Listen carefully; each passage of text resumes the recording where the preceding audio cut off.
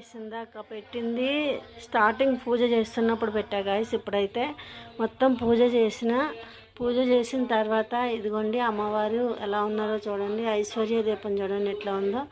ఇట్లనే చేసుకొని మీ బాధల నుంచి కట్టెక్కండి గాయస్. నేనైతే ఎంతో బాధతో చేసుకున్నా గాయస్. ఈరోజు నేను దేవుడు కరుణిస్తాడా లేదా, ఫస్ట్ డేనే దీపం పెట్టి దేవుడిని అడుగుతాం బాగుంటుందా అన్న ఆలోచనతో అయితే నేను ఉన్నా గాయస్.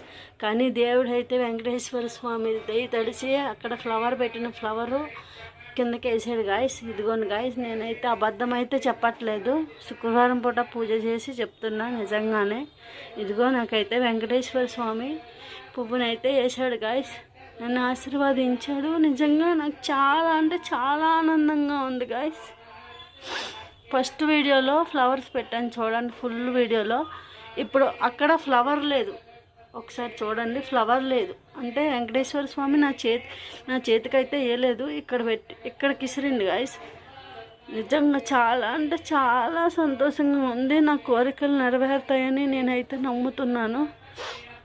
పూజ చేస్తున్నా, తులసి అమ్మవారిని అయితే రెడీ చేసుకున్నా.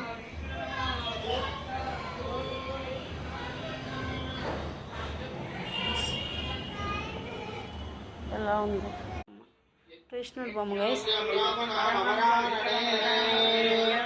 మీద నమ్మకం లేదు అని మాత్రం అనుకోకండి. దేవుణ్ణి కష్టాలు పెట్టినప్పుడు దేవుడు నా కోసమే పెట్టాడేమో అని మనం తృప్తితో ఓపికగా ఆలోచించుకుంటే కంపల్సరీ దేవుడు అయితే కరుణిస్తాడు.